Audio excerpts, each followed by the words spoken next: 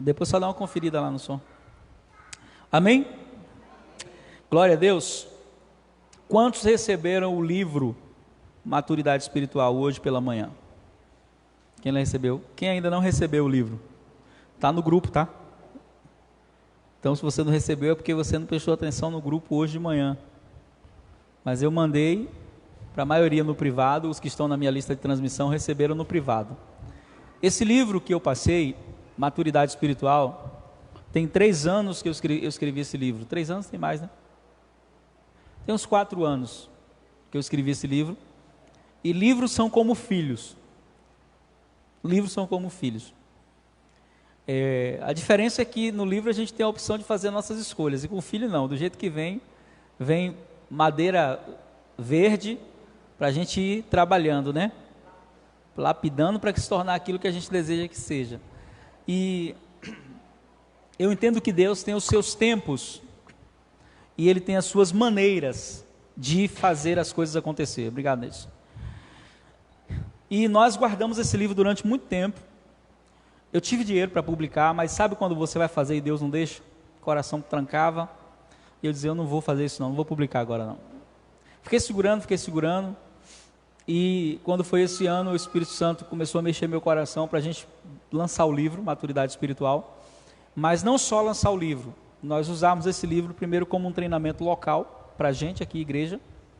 A mensagem Maturidade, ela já está no YouTube, ela é uma das mensagens mais acessadas minhas, ela tem mais de 2.000 visualizações, Maturidade Espiritual. Se você quiser ouvir, entra lá no canal do YouTube e ouve. Essa mensagem, ela é tremenda, ela é extraordinária.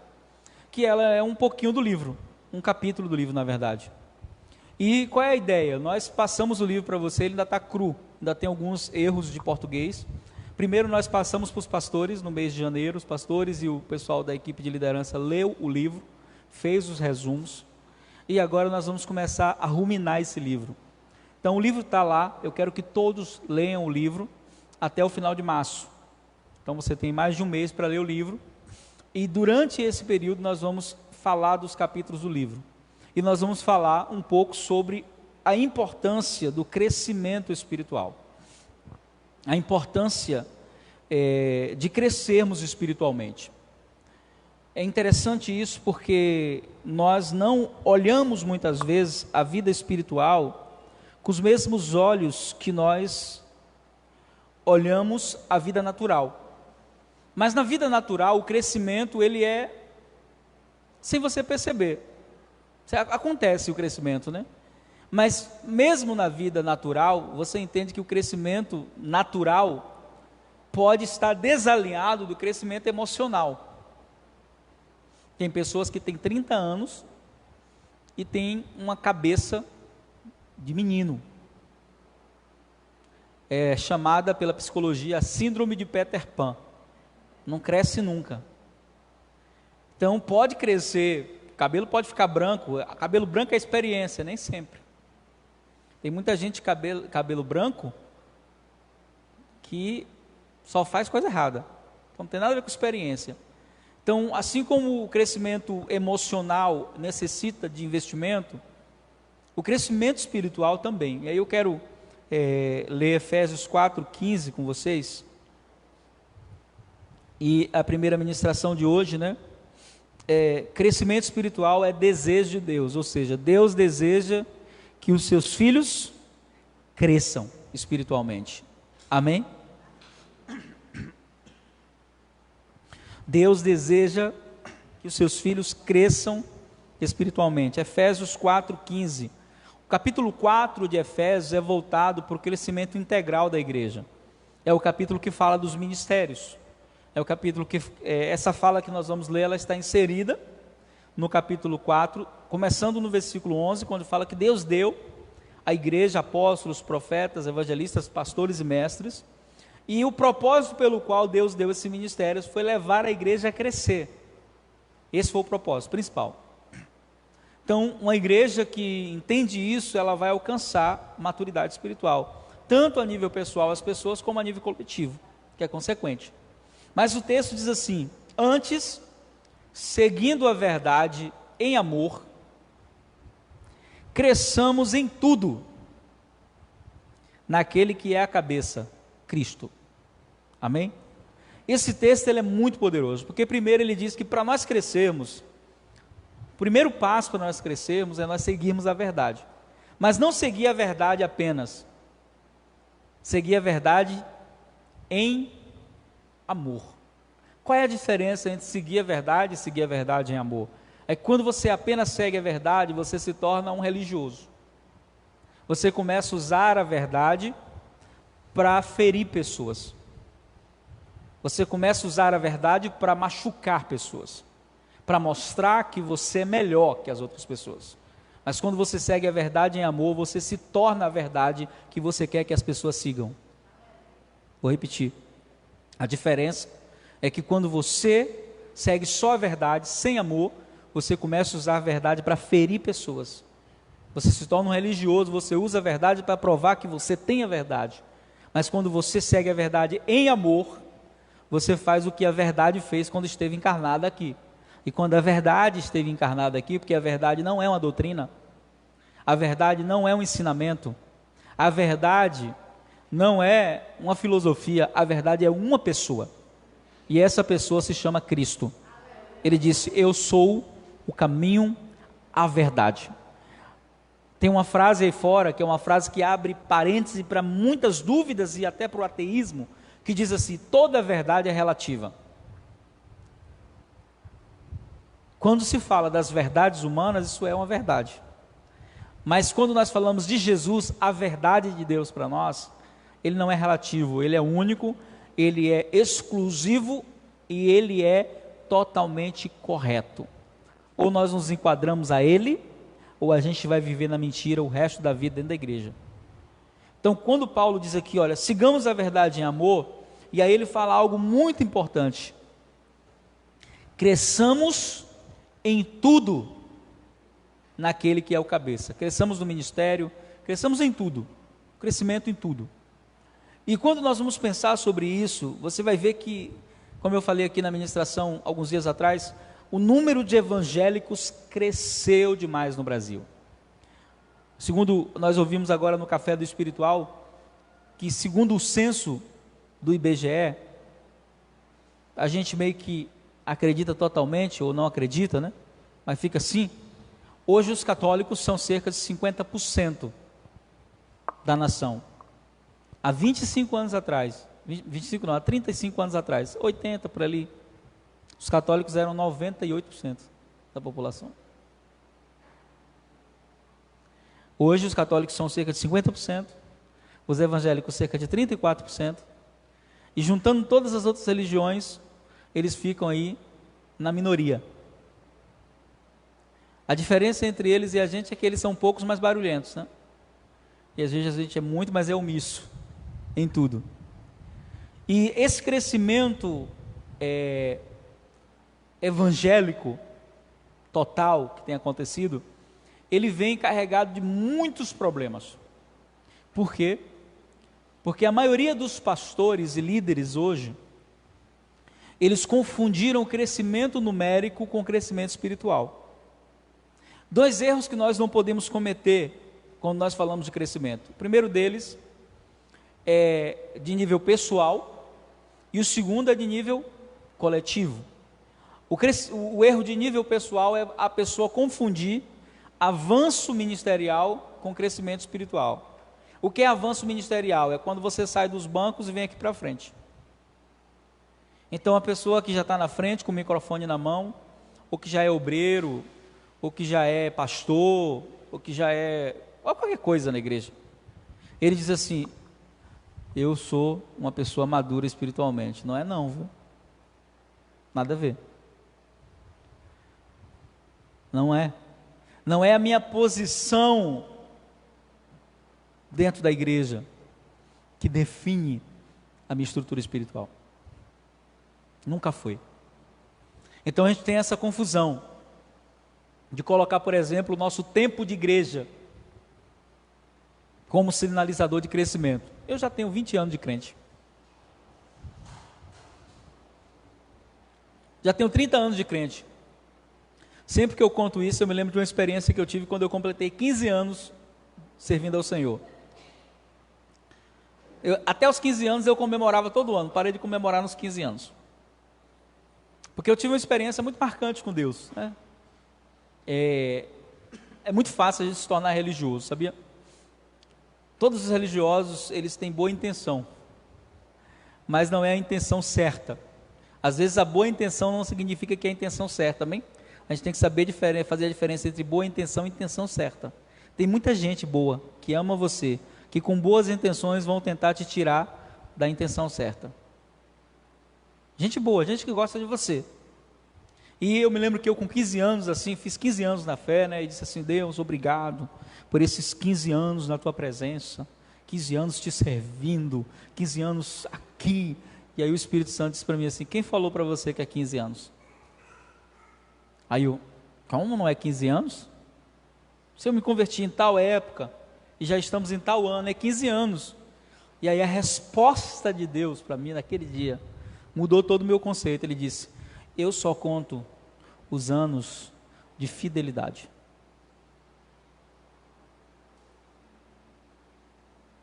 Aí eu, Os anos de fidelidade? É porque os anos que você andou errado na minha presença eu perdoei, então está apagado, não conta. Eu nem quis perguntar quantos anos eram de fidelidade, porque Deus não conta o tempo como a gente. Então a gente diz assim: eu tenho 20 anos, isso não justifica nada, não significa que você é uma pessoa crescida espiritualmente. Mas hoje a gente tem visto o crescimento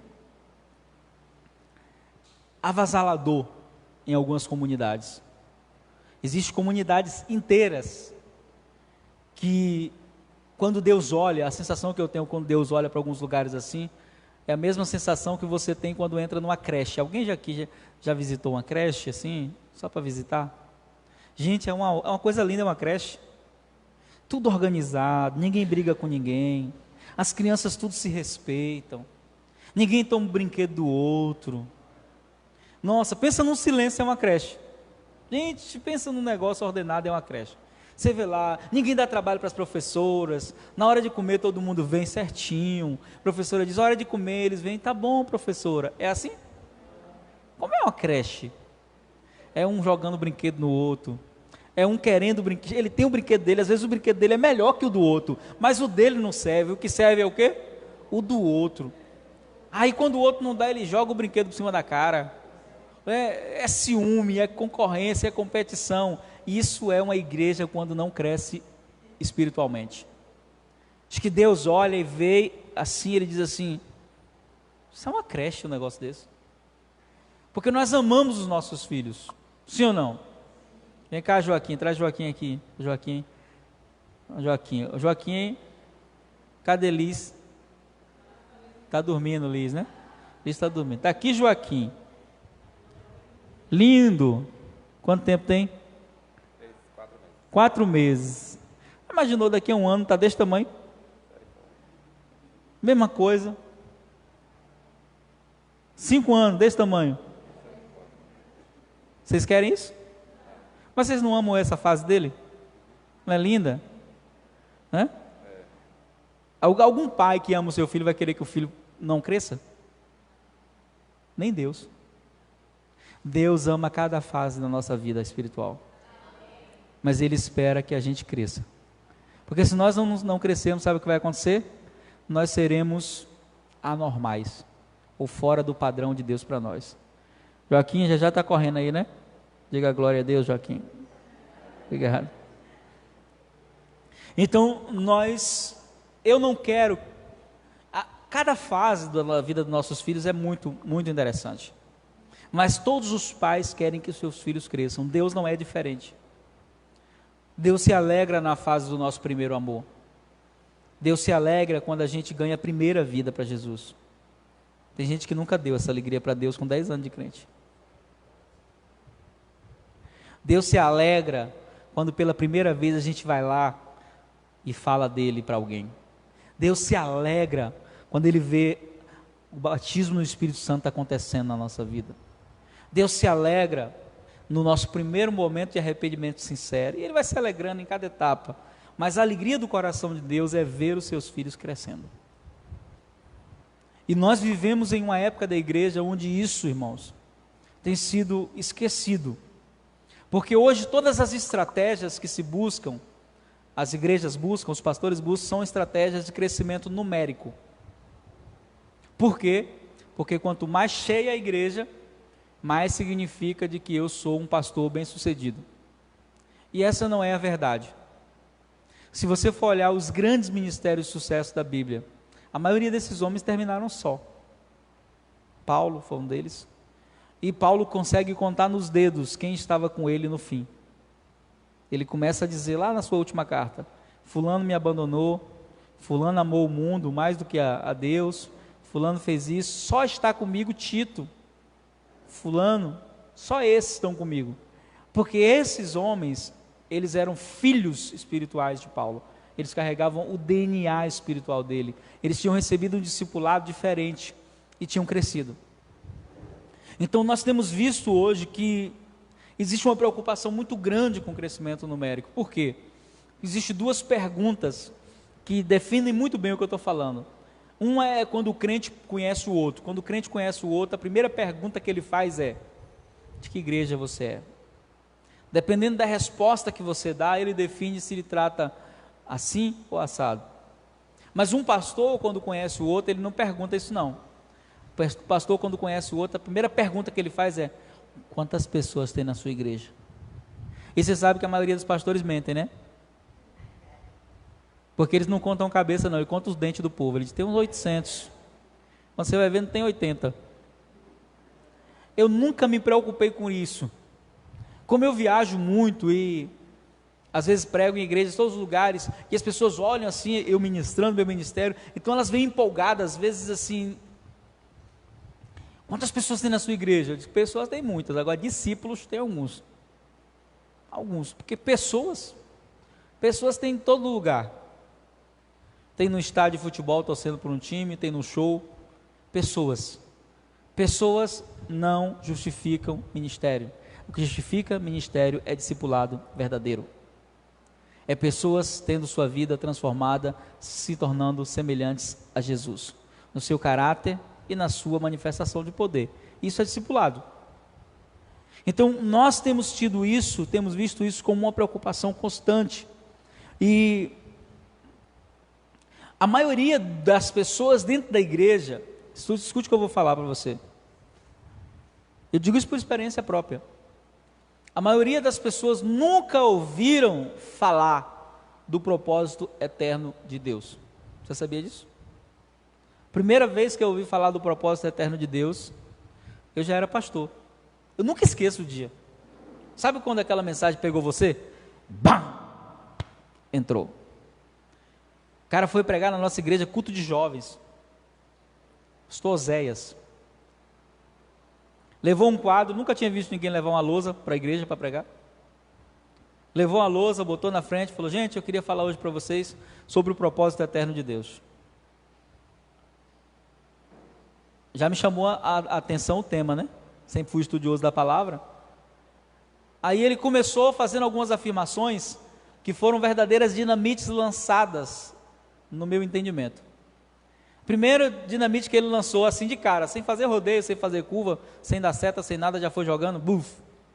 Ele disse: Deus não criou o homem para ser salvo.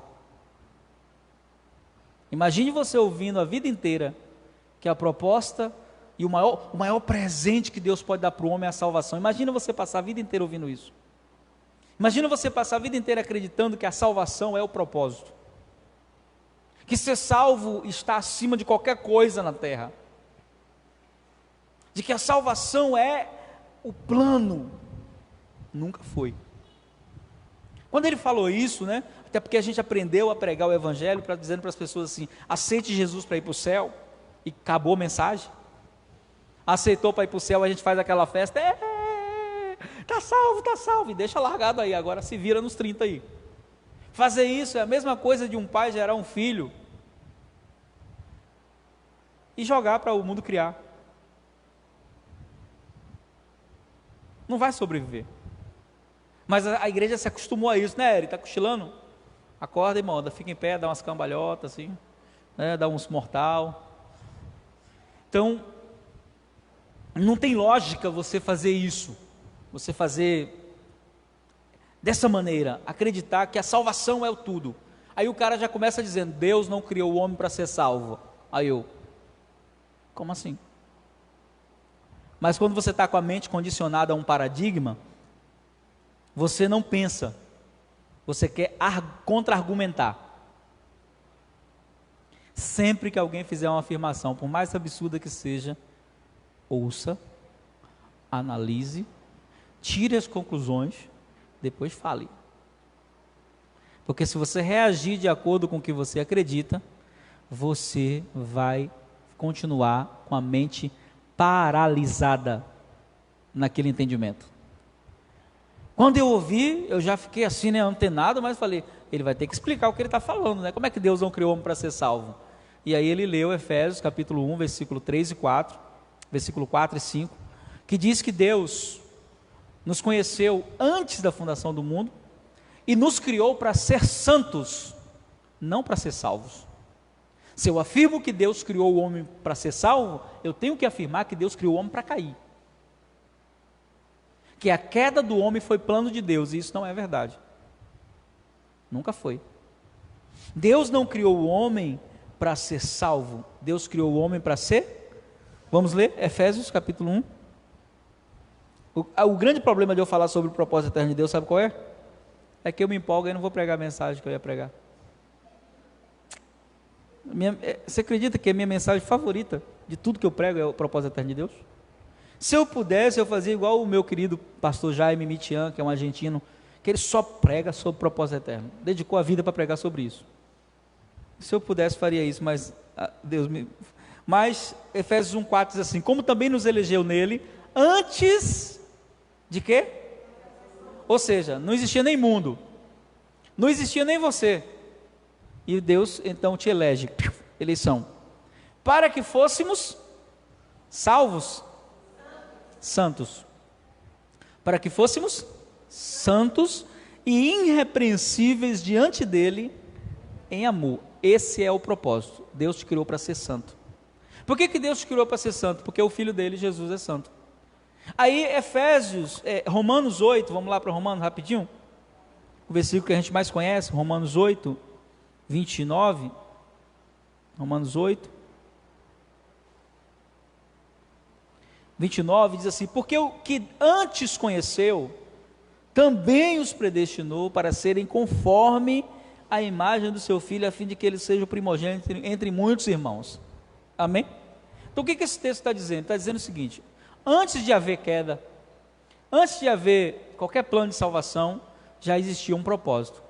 Então a salvação não é o propósito, a salvação é o caminho de volta ao propósito. Preste atenção, a salvação não é o propósito, a salvação é o quê? E aí eu gosto de um exemplo que o pastor deu lá no dia, né? Esse pastor que foi lá, que a primeira vez que eu ouvi falar do propósito eterno, ele fez uma linha de trem. Ele diz assim, propósito eterno, filho semelhante a Jesus. Aí fez início, antes da fundação do mundo, Éden, fez as etapas. Qual era o propósito? Que Adão mantesse isso. Quebrou.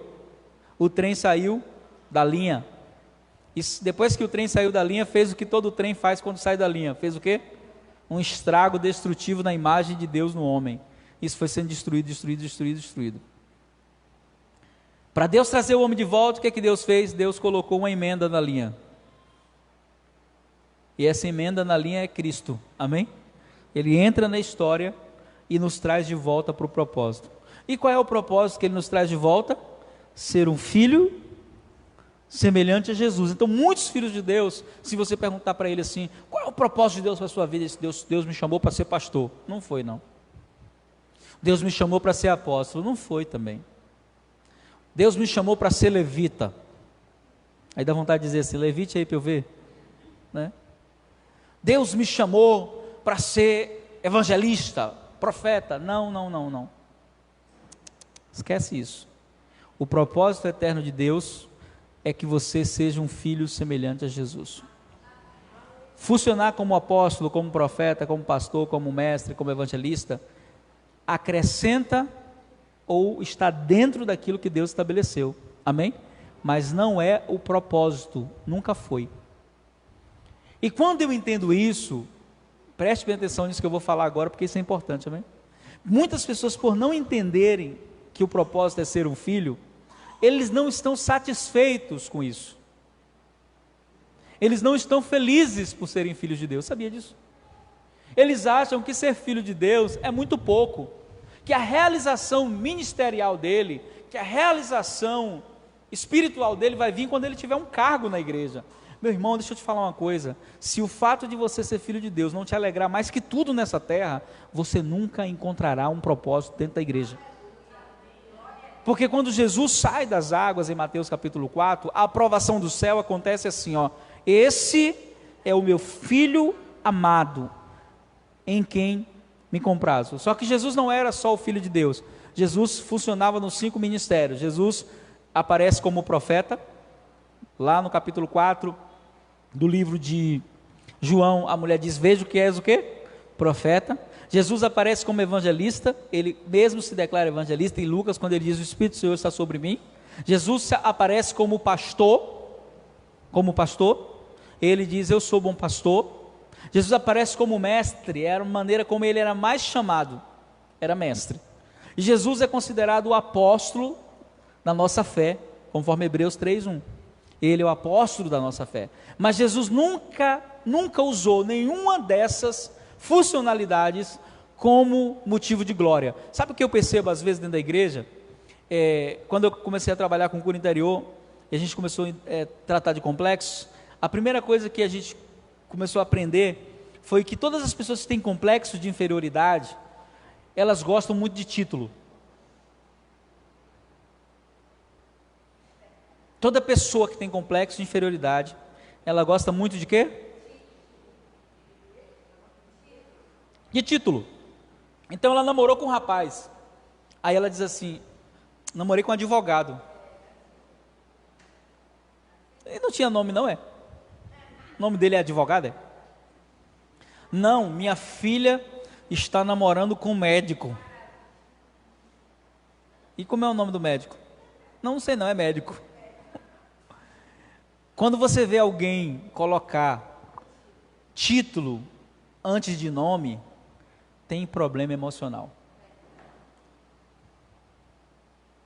Como você vai? Tudo bem? Faz questão de dizer que é doutor. Faz questão de dizer que é pastor. Tem pastor que, se você chamar ele pelo nome, ele lhe expulsa. Em nome de Jesus. Me respeite que eu sou pastor. Irmãos, pelo amor de Deus. Hoje eu nem assino mais nas minhas postagens como pastor. Eu coloco lá Joaldo Almeida. E se me chamar só de Joaldo? Estou nem aí. É meu nome. Isso não vai anular a funcionalidade, isso não é respeito. Tem gente que vai chamar você de pastor e não vai te respeitar. O respeito está no coração. Lá dentro. O reconhecimento da unção está aqui dentro. Mas todas as pessoas que se preocupam com o título, todas as pessoas têm problemas emocionais sérios.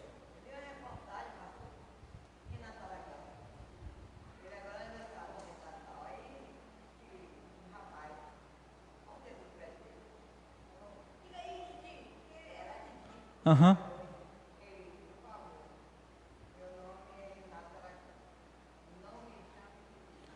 Mas a igreja faz isso. A igreja às vezes confunde pessoa com personalidade. Não trate pessoas como personalidade. Pessoas têm que ser tratadas como pessoas. O que é tratar a pessoa como personalidade? É que se a Ivete Sangalo vir visitar a gente um dia, ela vai ser tratada igual você é tratado. Ela não vai ser tratada como estrela quando ela chegar aqui. Ah, fulana chegou aqui. Ai, olha quem está aqui na igreja. Aqui não, viu? E se você fizer tietagem, você vai se ver comigo depois no final do culto. Ai de ti se fizer tietagem, né?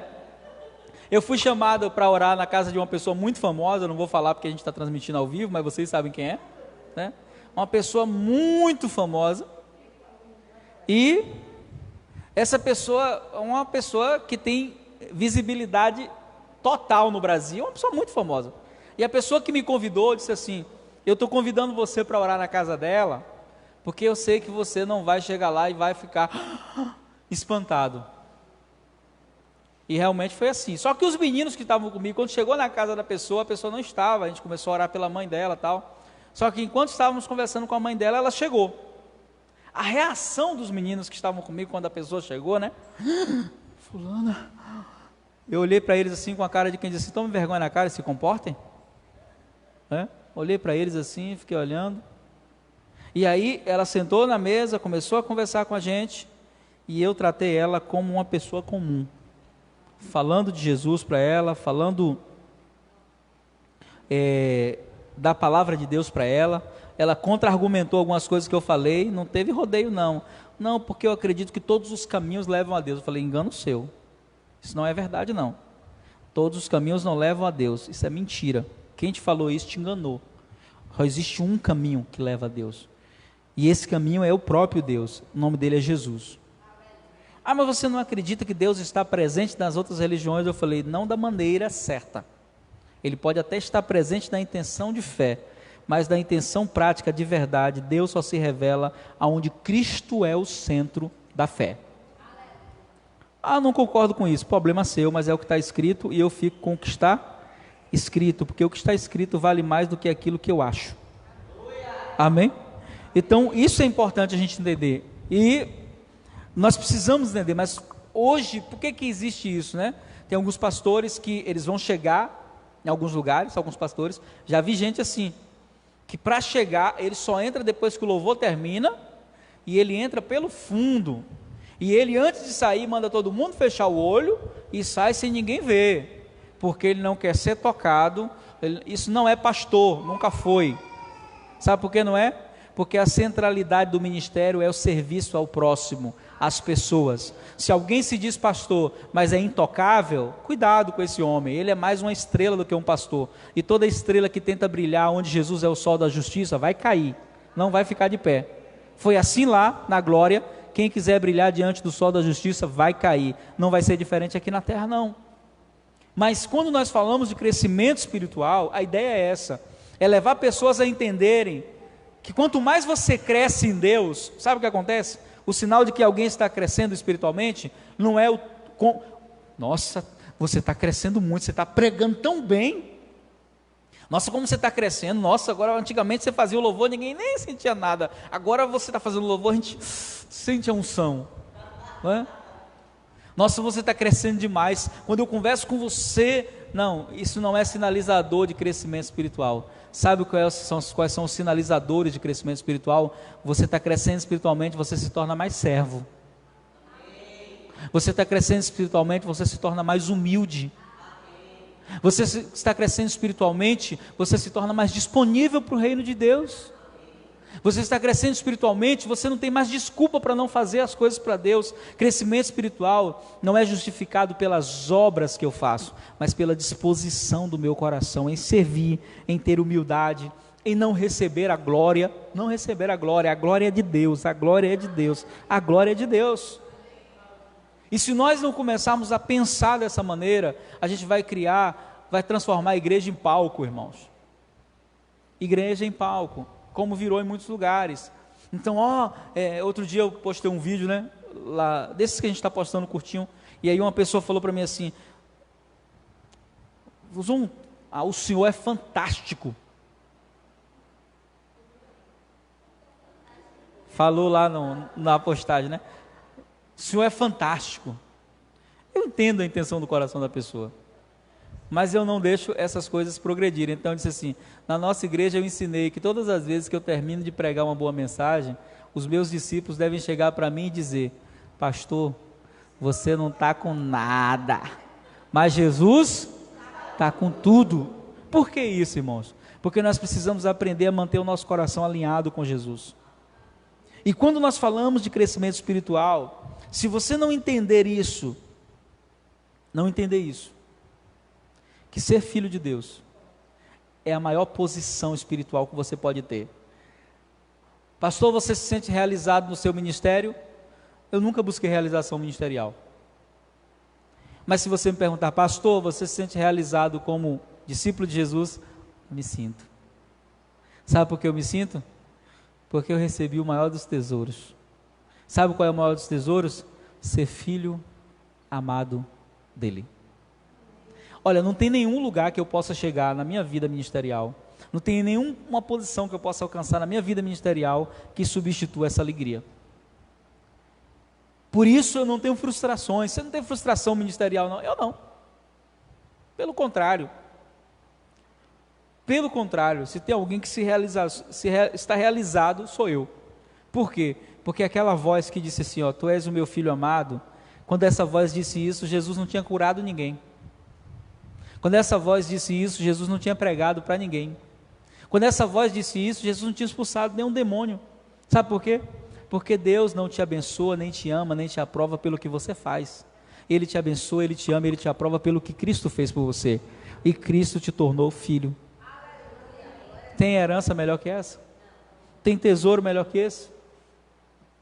Não tem. Então nós precisamos voltar a falar de crescimento espiritual. Nós precisamos falar de propósito eterno de Deus.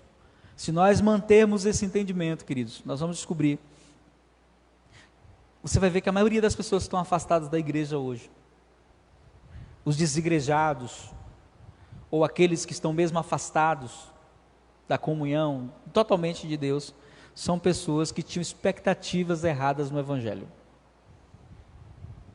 São pessoas que criaram expectativas que Jesus nunca mandou criar. Sem contar aqueles que transferem os sonhos de ambiente. A igreja está cheia de gente assim. Como assim, pastor? O cara sonhava em ser cantor famoso lá fora. Nunca foi. Aí ele vem para a igreja e ele faz tudo para ser um cantor famoso. Ele rala, ele ora, ele vai para o monte, Senhor, faz meu ministério explodir, Senhor. Ele faz de tudo para que o nome dele seja conhecido. Porque lá fora ele sonhava em ser famoso, agora na igreja ele sonha também em ser famoso, do mesmo jeito. Por isso que a porta de entrada do reino de Deus é igual para todos. A porta das igrejas evangélicas não é igual para todos. Tem pessoas que quando entram de sandália havaiana, são tratadas de uma maneira. Mas se o irmão chegar com roupas de grife, com um carro bonito, importado, é recebido de outra maneira. Se o irmão lá fora era famoso, quando ele chega na igreja, ele é tratado como personalidade. Mas no reino de Deus não tem isso não, viu? No reino de Deus, a porta é igual para todos. Sabe qual é a porta de entrada do reino de Deus? Arrependimento. Quem não entra pela porta do arrependimento, quem não toma cruz, pode ser quem for, querido. Pode até conseguir status diante da igreja, mas status diante da igreja não significa aprovação diante de Deus. São duas coisas muito diferentes. Tem muita gente que tem status diante da igreja, mas não é aprovado. E aí o texto vai dizer assim, olha, procura apresentar-te diante de Deus, 2 Timóteo 2,15, aprovado. Se Deus aprova, não importa quem reprova. Mas se Deus não aprova, também não importa quem aprova. Aplausos não definem nada. O que define no reino de Deus é o entendimento de uma vida de serviço, de humildade. E nós vamos falar sobre isso. Até o final de março, nossa mensagem vai ser crescimento espiritual. E eu espero que o Espírito Santo aumente no seu coração o entendimento de quais são os fundamentos verdadeiros. E o fundamento principal, a gente vai falar na próxima ministração, domingo que vem, que é o que o homem perdeu na queda. Quando o homem caiu, o que ele perdeu?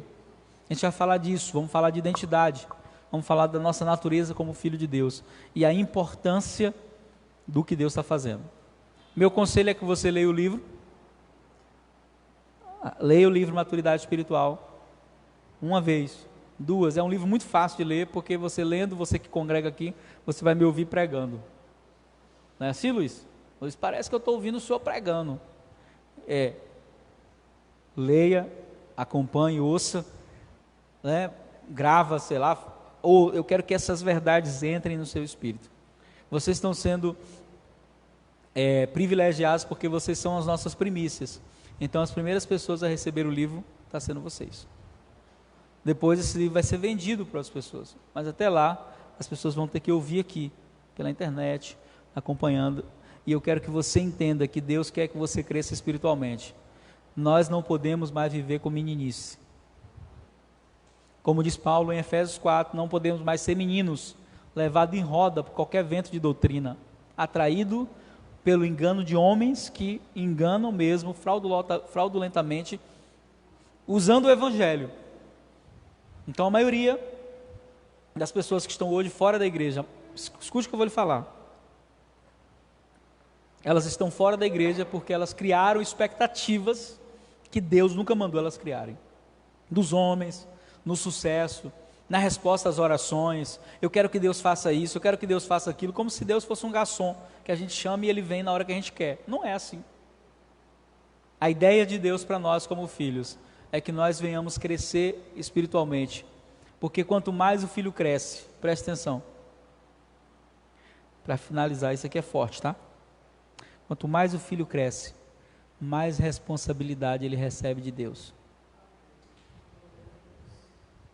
Quanto mais o filho cresce, mais responsabilidade. O que é responsabilidade? Responsabilidade é ministério avançando, é ministério crescendo. Deus não tem problema com o nosso crescimento ministerial. Deus não está concorrendo com a gente. O nosso sucesso não entristece o coração de Deus quando Deus é a causa e o centro. O grande problema é quando a gente coloca isso como meta existencial dentro da igreja. Não, esquece, nossa meta, nosso alvo é Cristo. Cristo em nós, a esperança da glória. Então Deus deseja que você cresça. Para quê? Para que você não fique dependente de homens a sua vida inteira. O papel do pastor não é gerar dependência espiritual. O papel do pastor é ensinar você a caminhar com seus pés, aprender a orar, aprender a fazer, aprender a ler a Bíblia, aprender. Quando você faz isso, você se torna um filho que vai poder cuidar de outros.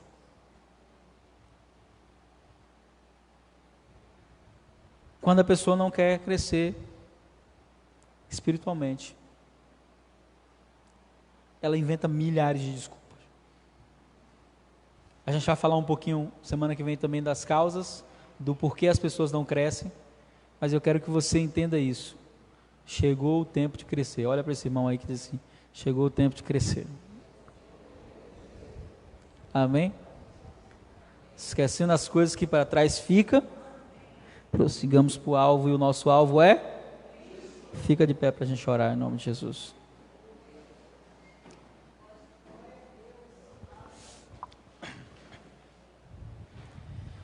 Filhos semelhantes a Jesus. Esse é o propósito. Coloca a mão no seu coração. Bendizemos teu nome nessa manhã, Jesus. Abba, Pai, bendizemos o teu nome. Queremos dizer para ti, Pai, que estamos completos em ti. Que o fato de ser teu filho nos alegra totalmente. Não existe no nosso coração, no meu coração, nenhum anseio além disso. Ser teu filho já me completa. Ser teu filho já traz tudo o que eu preciso para ser feliz, para viver em paz. Que essa mesma certeza seja plantada no coração de cada discípulo aqui nessa comunidade.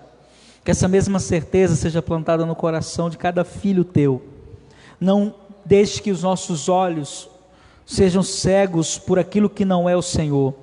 Como Davi disse, uma coisa eu peço ao Senhor e a buscarei, que eu possa estar na tua presença todos os dias da minha vida, que nós venhamos viver essa verdade, Jesus. Nós queremos rejeitar toda proposta satânica que tenta nos afastar daquilo que o Senhor tem para nós como filhos. E nós nos colocamos hoje numa posição onde nós dizemos que queremos aprender de ti, que o nosso coração está aberto para aprender da tua palavra, que o nosso coração está aberto para aprender da tua presença, e te pedimos que o teu Espírito Santo possa nos instruir pelo caminho da justiça. Senhor, arranca de nós tudo aquilo que não é teu, arranca de nós tudo aquilo que nos afasta de ti, e nos dê um coração de criança, um coração que está disposto sempre a aprender, um coração que está disposto sempre a te ouvir, Senhor, um coração que não negligencia a tua voz, mas que te obedece. Que cada discípulo do Senhor, cada filho teu aqui, possa viver essa realidade, em nome de Jesus, amém. Você pode dar um aplauso ao Senhor? Aleluia.